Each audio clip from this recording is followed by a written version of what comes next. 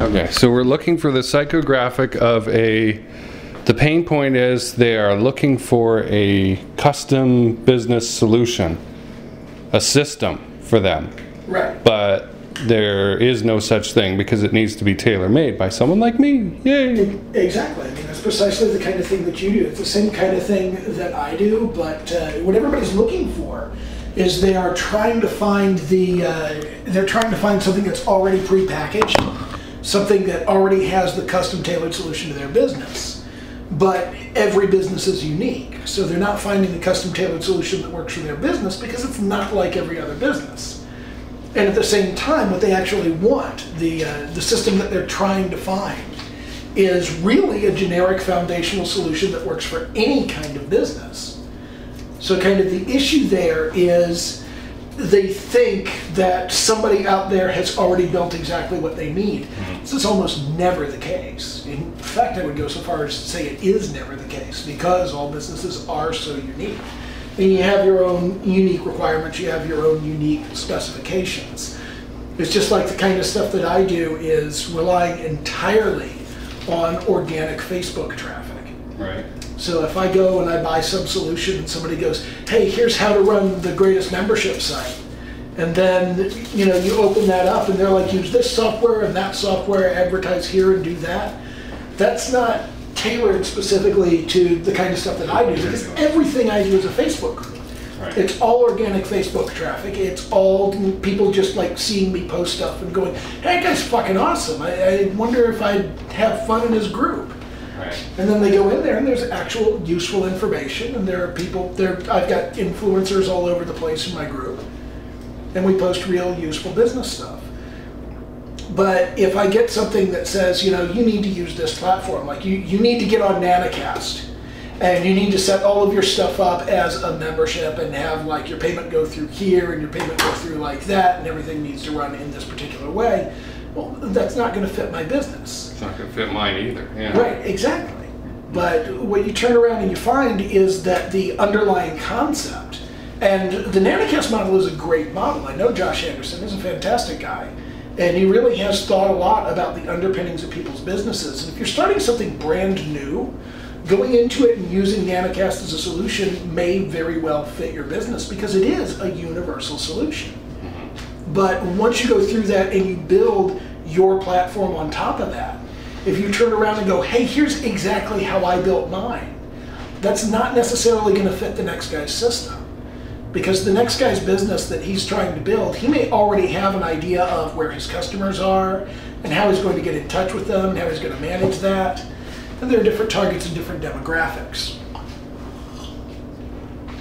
And that's where most people... So that's where the problem is. And there's the problem of, hey, I created this solution and then it must be for everybody. And then they try and sell it and they bounce off. Yeah, because it doesn't fit the paradigm of...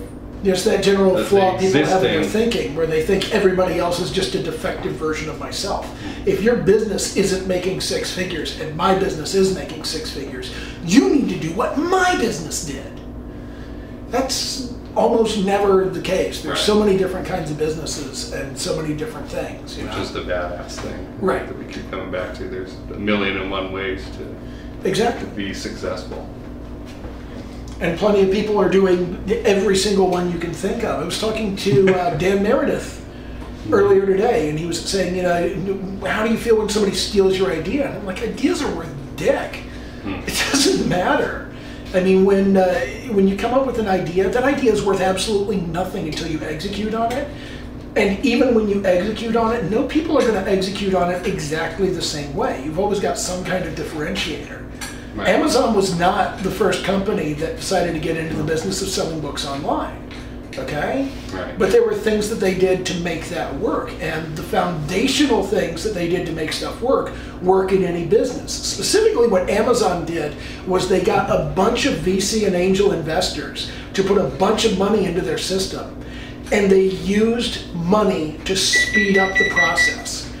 Hold on a moment while I put the taters in the oven. We're making dinner over here. Kitchen talk. We're being sickeningly domestic because that's what we do in this house.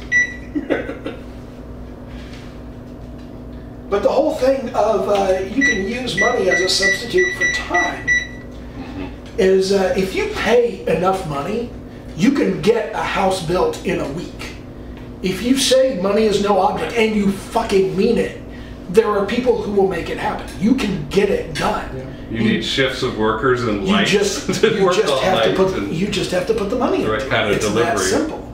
Yeah. You know, and if you have millions upon millions upon millions of dollars to throw at your problems and just force them into happening, then that's an easy way to do that. And this is one of the things I noticed with startups, is that almost every multi-million-dollar startup at some point gets a multiple six-figure investment all in one lump sum, and that's what helps them push up into that multi-million range. Right. It's very, very difficult. The whole thing of going around to all your friends and relatives and getting that first $100,000 to live through the first year. Right. Which apparently we suck at. Well, of course we suck at it. We don't have any friends and relatives that have a lot of money. Right. Well, actually, I have a number of friends that we're willing have a lot to give of it to us, but maybe it's because we haven't asked with the right plan. I have a lot of friends who have a lot of money and would be perfectly willing to invest it in something that they thought was going to be fantastically successful. But one of the reasons that I am friends with those people is that I'm not going to ask unless it's really going to be meaningful. We're not there to leech off. I'm not going to ask them to invest in some bullshit. Right. Just, hey, invest in my bullshit because it's mine. That's a terrible reason to invest. Never get emotional about what you invest in. Yeah. It's just like... the cats all agree. There's 3 of them, 4 or 5 of them in the room. Wow. Which one's missing? Jake? Yes. Yeah, Jake's the only one missing. He's the... fattest. Yes, Fatful Jake is sitting on top of the chair in there. Licking his back. Nice. At least he's not licking Joey. Oh, that's true. Well, you know, cats groom each other. That's a thing.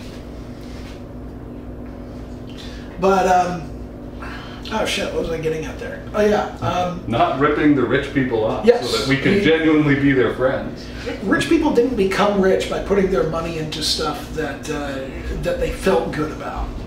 They put their money into things that looked good and had a solid chance of getting somewhere. A lot of the time there's a gut feeling involved in that, but you know. So yes, so the road to success is individual. There are some commonalities, but at the end of the day, you need a tailor-made solution. You do need a tailor-made solution because otherwise it's just not going to work for you. I mean, I copy a lot of the stuff that Caliban does. He does a huge amount of the same kind of things that I'm doing. And really it was like 4 or 5 years ago, the 2 of us were sitting there and everybody was going, I never set out to be a guru. I never set out to be a guru. And Colin and I were the only 2 people sitting here going, I'm totally setting out to be a guru. Want to. Yeah. That's exactly what I want. And we had kind of the same goals and the same ideas about how to get there, but I went off to chase my method and he went off to chase his method. And like 2 years later, I came back and went, my method kind of didn't work. I'm going to come back and look at yours again. And there's a certain amount of humility that has to be involved in that. A lot of people would, if they try something and it fails, they go, oh man, I can't tell the people who told me that wasn't going to work, that it didn't work. But, dude, just tell them it didn't work. Just go back and say, yeah, my idea was stupid, I fucked up. No, what are you doing? Right. Be willing to move on. Exactly. Yeah. And not just move on, but to look back and to admit that somebody else is right. It's one of the hardest things to do. It used to be really difficult for me to like look at somebody else and go, you know what, you're right. I fucked up. I did the wrong thing, and you were right. I should have listened to you, and I don't know why I didn't. But I'm going to start doing it now. I got stuck in sales training for a long time. Yeah. For years, because that's the product that I made. Oh, it has to be sales on fire, and it has to be sales training, and if it's not that, then I don't do it. I like sales on fire, I really do. It's a name that is applicable to a lot of things, so it works well with funnels. I think you need to do more fire imagery. I think you need to use more heat. Mm-hmm. Heat, hot, bright, flame, fire. The orange color. Yeah. If you use those words and like all the stuff that you talk about, and if you if you develop flame and fire metaphors for things that you do in sales, I think that would really kind of resonate with people. And just kind of having that whole thing around your brand. And it's like with the Legion of Badass, I actually have this huge vocabulary of stuff that I put together that's all based around how Rome organized their armies, how the Roman government was organized, how Roman society worked. And I was looking over that and it was like, this is the most pretentious bullshit. But it is the language of the truth, right? It's like 800 Latin terms that most people have never heard and can't pronounce. And I'm just like, hey, that's so fucking stupid. And I'm still going to keep a little bit of that. I mean, part of the thing that I'm driving toward, and one of the reasons that I chose Legion, is that what resonated with me was the idea of a membership site that cost $100 a month, and the members would be my centurions. I like that. I like that idea. I'm going to keep that idea. So we're gonna have like the centurion. Start paying Caliban $100 a month. We'll send you a badge.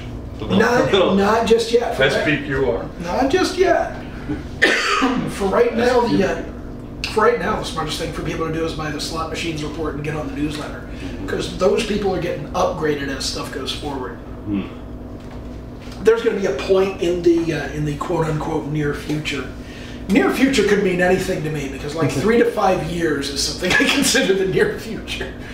So it's like at some point in the near future, there's going to be a paid community of some sort that's going to run like $40 a month, and then later that's going to be up to probably 60 or 80, and then it'll eventually go up to 100. But all of the people that get in at an earlier price point, they're going to get grandfathered in at their current subscription rate. Because one of the most important things to do with your customers is fucking take care of them. That was one of the things that that pissed me off about a JV I did a while back. Was I did a JV with another marketer, and we had an existing product that just, the packaging was garbage. So we pulled the cover off of it, we put a new cover on, we added some new stuff, we did some slick graphics, wrote some new sales copy, did a nice little site for it and all of that. And it was just like, all right, so I'll upgrade the people who have already bought this. He's like, no. This is a brand new product. You got to sell it to them like a brand new product. So I sold it to him like I sold it to him like a brand new product, and everybody that actually asked for a refund because they'd already bought it, I went, yeah, that's totally fair, and I gave them their refund. You know, but once we got to the point, I had a number of people buy it who had already bought the previous product. And at the end of the process, when my partner said, you know, okay, I'm going to cash out on this now, so just pay me my part, pay me my share of the profits, and this is my calculation, and here's the math that I used and all of that. And it was like, yeah, great. And I transferred the money over to his PayPal, and then I turned around and I intersected the two customer lists, and anybody that was on both lists, I went ahead and refunded them and sent them a special email and said, hey, you know, I know you bought into this, and you probably noticed that it was essentially the same product with just a few bonuses added on, and I just don't feel right about that, so here's a refund for that. And that created a number of lifelong fans, people who now like follow me around and buy pretty much everything that I put out. Take care of your customers. And you know, at the same time, take care of your JV partners. It's just like the issue there was that my partner didn't want to lose money that he could get from selling the product to people who had bought the previous product on the same subject. He got his share of that, so. But $37 or whatever it is not worth it. It's really not. Compared to lifetime. And it's like, fans. Hey, do you know what he did? Yeah. The story, good or bad, will follow you around. And you will generate haters for like little things like that. It's like if you, one of the reasons that I started this policy of prices only go up. I don't do sales, I don't do discounts. I do upgrades, you know? And it's like, if I upgrade a product and I turn around and I sell the same product for $50 because I've added a bunch of value to it, which I did with Bullets to Books. I sold that for $20 to start with. And then I upgraded it, turned it into a $50 product, and everybody who had already bought it, they got the upgraded version of the product. And when you when you reduce the price on something, now that I've upgraded everybody who bought it at $20 to the $50 product, I've generated enough goodwill with them that if I wanted to take the old version, mark it down to $10 and sell that, ooh, that's a good idea. If I wanted to downgrade it and sell the old version at $10, they wouldn't feel like they got ripped off. Because at this point, they've been delivered extra value. Yeah. And I've actually got like a bunch of stuff that's sitting around. I mean, I've done upwards of 20 products now. So with a catalog of like 20 products where like 12 of them have been taken off the market entirely, and the rest just aren't really promoted very competently. Because I'm not happy with anything I ever put out, and the longer things go on, the less happy I become with them. So it's like I'm excited about it when it first comes out and when it first goes out there, but then I sit there and go, you know, I could have done that a little better. And as time goes on, it just becomes more of, I could have done that a lot better. But Colin's actually been jumping on me for that. He's been saying, look, what you need to be doing in your business is figuring out a way to, A, get paid for things you have already done that you're not currently getting paid for. B, get paid more for what you are already getting paid for. Or C, get paid the same for doing less than you're already doing. And that's a good three-step thing. You know, I'm a huge fan of that basic concept, which is that's how you ramp your business up. Because the thing that I'm used to from the corporate world, and I'm sure you're used to the same thing, is if you want to get paid more, you have to work harder, and you have to do more. You have to do more work. Work equals money. Learn a new skill. If you do better work, then that's worth more money, but you know, it's still work that you need to do. And what you really need to do is get that the one-to-many relationship.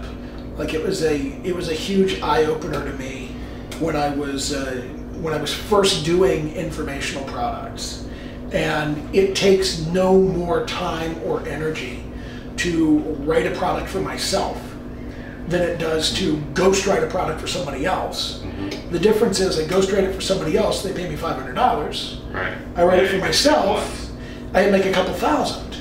And I can continue to sell it over and over and over again. You know, that whole multiplexing thing works. Grayson has decided to bite me. And a lot of people don't have that figured out. I had one guy, a copywriter on the Warrior Forum, he wanted me to write a bunch of articles for him. And it was like, yeah, sure, I'd love to write a bunch of articles for you. And he said, well, can I get a quantity discount because I'm ordering a lot? No. No, because ordering a lot doesn't reduce the amount of work that I have to do on them. He was like, well, I could see if I was only ordering like 10 or 20 articles, but I'm ordering over 100. And I'm just like, can I deliver the same 10 or 20 articles 5 times? Then we'll talk. You want to do that? Yeah, sure. You know, I'll give you a quantity discount on that. I'll sell that to you for 20% of the price. He was very upset about that. I think I did a lot of drugs though.